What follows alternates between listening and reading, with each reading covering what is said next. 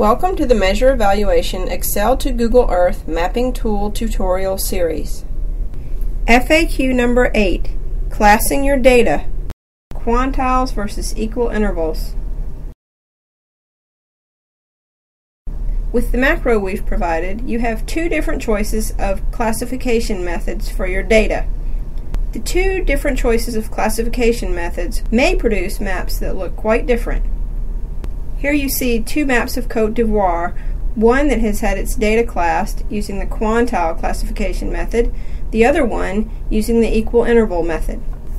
Let's take a look at these two methods right now.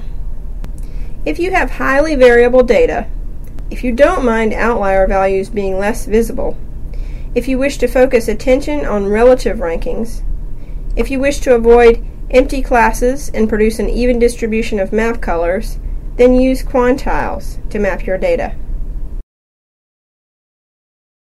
For example, I have here a spreadsheet of population values from Côte d'Ivoire.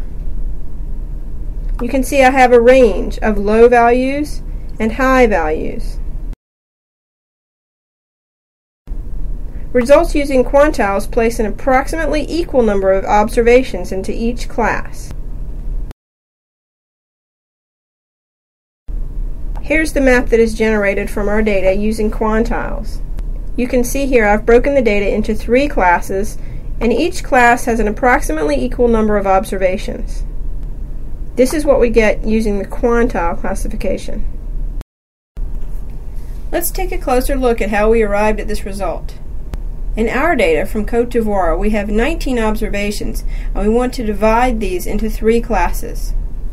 19 divided by 3 does not go evenly, but we get approximately 6 observations in each of our classes. Now let's take a look at the equal interval method of classification. If your data are not highly skewed and are more continuous, if you wish to focus attention on the outliers, and if you wish each class range to be equal, then use the equal interval method of classification. Class ranges will be approximately equal, but there may be a different number of observations per class, especially if the data is skewed.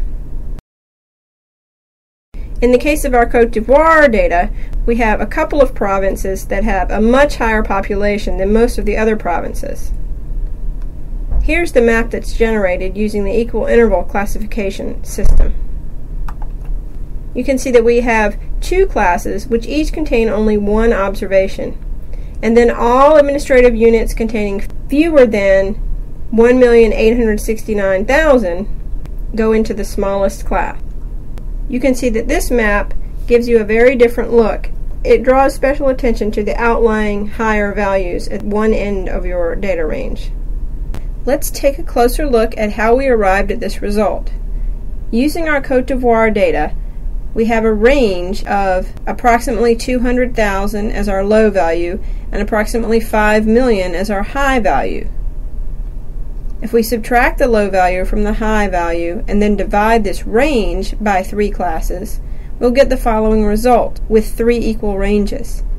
19 observations will fall into our lowest range, 1 into the medium, and 1 into the highest. You can see that this second method of classification gives a very different result. Be careful when choosing your map classification method. Different methods will be useful for different types of data. We hope this information has been useful to you.